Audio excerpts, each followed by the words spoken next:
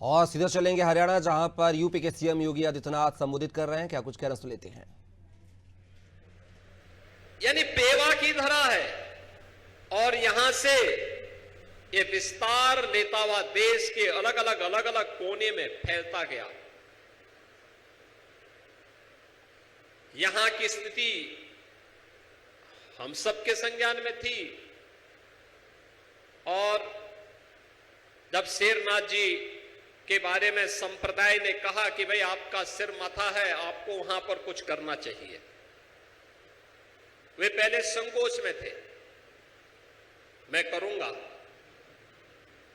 मैं सहायता कर दूंगा। सहायता करने से नहीं होगा, स्वयं प्रत्यक्ष रूप से आपकी उपस्थिति वहां पर हो।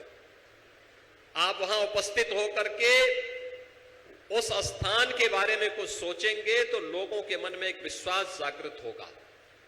और मुझे प्रसन्नता है, एक छोटे से कार्यकाल के दौरान से महंत शेरनाथ जी बापू ने न केवल पेवा को बल्कि शामली और मुजफ्फरनगर के भी उजड़े हुए स्थानों को फिर से चमन ला करके उन सिद्धों के प्रति उनकी भावनाओं को मूर्त रूप दे करके भक्तों को एक सम्मान दिया है। इन पवित्र धार्मिक स्थलों से जुड़े हुए भक्तों के मन में एक नया विश्वास जागृत किया है। मैं आज जब यहां पे हमारे नाथ पंथ के साथ साथ खड़दर्शन संप्रदाय से जुड़े हुए पूज्य संतजन हैं, मैं उनको एक बात बहुत स्पष्टता के साथ कहना चाहता हूं।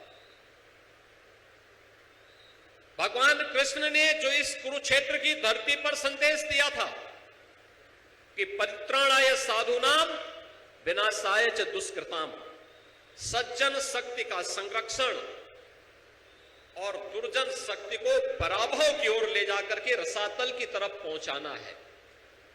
यह कार्य हम अपने व्यक्तिगत जीवन में भी अपने कृतित्व के माध्यम से भी कर सकते हैं। धर्म के भी दो हेतु होते हैं। धर्म का मतलब पलायन नहीं होता। धर्म के बारे में धर्म का किसी भी योगेश्वर ने, किसी भी सिद्ध संत ने पलायन का नाम धर्म नहीं कहा। आप याद करिए, केरल की धरती पर जन्म लेने वाले एक सन्यासी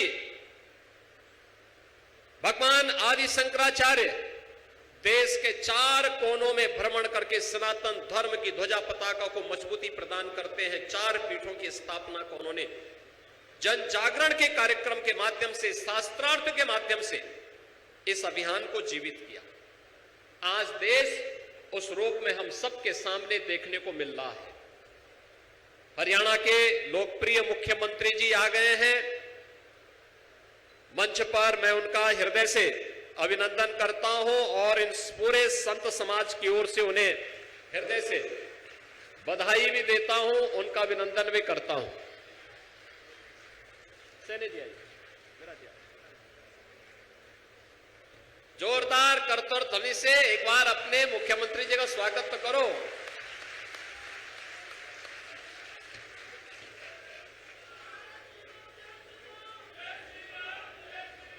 देखिए, मैंने इसीलिए शुरुआत में आपको पहले ही बधाई दे दी थी।